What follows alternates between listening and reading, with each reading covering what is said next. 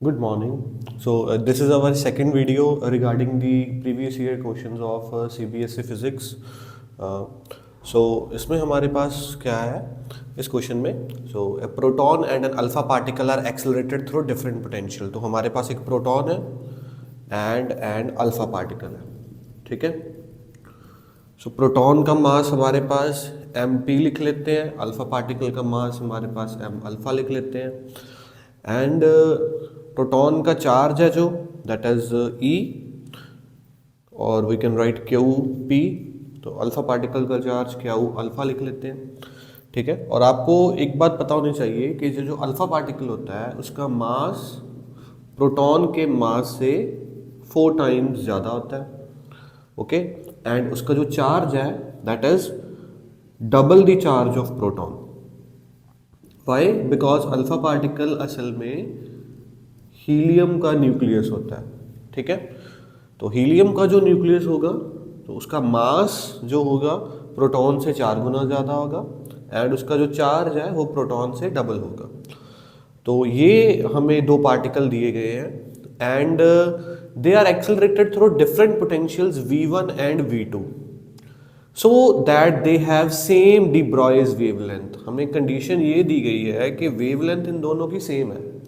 अगर हम क्वेश्चन को फॉलो करें तो इन दोनों की वेवलेंथ लैम्डा 1 और you can say lambda p should be equal to lambda alpha, ठीक है। दोनों की वेवलेंथ सेम है। अब वेवलेंथ की क्या इक्वेशन होती है? अब वेवलेंथ की जो इक्वेशन होती है that is lambda is equal to h upon m into V. अगर हम पोटेंशियल में लिखें तो वेवलेंथ होती है h upon square root of 2m Q V. ये इस फॉर्मूले से ये फॉर्मूला कैसे बना ये देखने के लिए आप मेरी प्रीवियस वीडियो देख सकते हो। उसमें मैंने ये एक्सप्लेन किया हुआ है लास्ट क्वेश्चन में how this formula is converted into this one. यहाँ पर मास है, चार्ज है एंड वी पोटेंशियल है। तो हम अगर इस वैल्यू को यहाँ पर पुट करें so what we will get 2mp qp vp, right. h upon square root of 2m alpha q alpha v alpha. 2 से 2 कैंसिल हो गया, लैम्डा h से h कैंसिल हो गया, दोनों तरफ स्क्वायर करें तो हमारे पास mp qp vp बचेगा that is equal to m alpha q alpha v alpha. तो हमें पता क्या करना है v1 ओवर v2 और we can say we have to find proton की जो रेशो है वो अल्फा पार्टिकल से पता करनी है। मैं यहाँ पर v1 और v2 ही लिख लेता हूँ so that will not get confused. It will be v1 v2। Now v1 upon v2 will be equal to m alpha q alpha divided by mp qp। जैसे कि हमें पता है कि अल्फा पार्टिकल का जो मास होता है वो प्रोटॉन के मास से 4 गुना ज़्यादा है। जो चार्ज होता है वो प्रोटॉन के चार्ज से डबल होता है। फाइनल जो हमारे पास जो रेशियो निकल कर आएगी that will be 8 upon 1। This is our final answer. I hope you have understand this.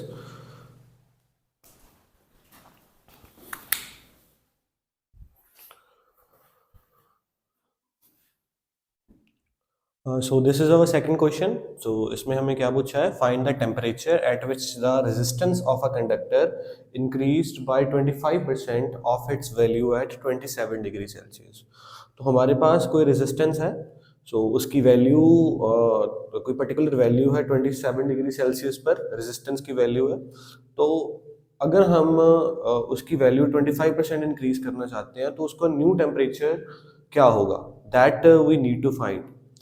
Alpha की value coefficient of resistance of conductor दिया हुआ है हमारे पास 2.0 इंटू 10⁻⁻4 डिग्री सेल्सियस इनवर्स, ठीक है। इसकी वैल्यू फाइंड आउट करने के लिए हम टेम्परेचर कोफिशिएंट ऑफ रेजिस्टेंस का फॉर्मूला यूज करेंगे that will be RT is equal to R0 1 plus alpha T minus T0। So ये जो आर नॉट और टी नॉट मैंने लिखा है ये 27 डिग्री सेल्सियस पर लिखा है। ये जो हमारा रेफरेंस टेम्परेचर हमारे पास दिया है उसकी जो हमारे पास वैल्यूज है। तो अकॉर्डिंग टू क्वेश्चन जो हमारा नए टेम्परेचर पर रेजिस्टेंस है वो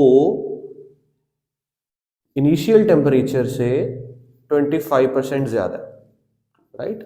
सो इनिशियल हमारे पास R0 थी तो उससे 25% ये हमारे पास ज्यादा है। सो that will B 125% of R।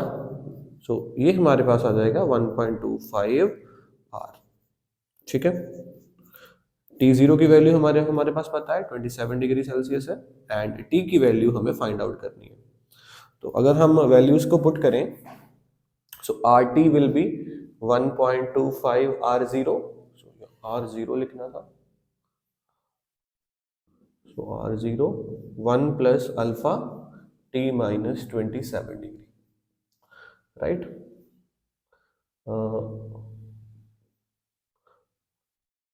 अब क्या करेंगे? Let's solve it. R0 is equal to R0 plus R0 alpha T minus 27 degree. अब इसको यहाँ पर ले आते हैं, सब्ट्रैक्ट कर देते हैं। So that will be 0.25 R0 equals to R0 alpha T minus 27 degree. So R0 से R0 कैंसिल आउट हो जाएगा। 0.25 upon alpha equals to T minus 27 degree Celsius. Alpha की वैल्यू अगर हम पुट कर दें सो अल्फा की वैल्यू हमारे पास क्या है 2 into 10⁻⁻⁴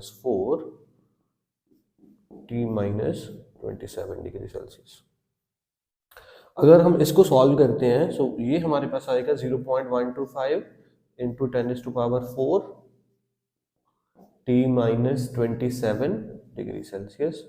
so that will be 1250 equals to T minus 27 और T is equal to 1250 plus 27 1277 degree Celsius is our final answer. So this is our final answer. By using this equation, we can find the solution to this problem. Thank you.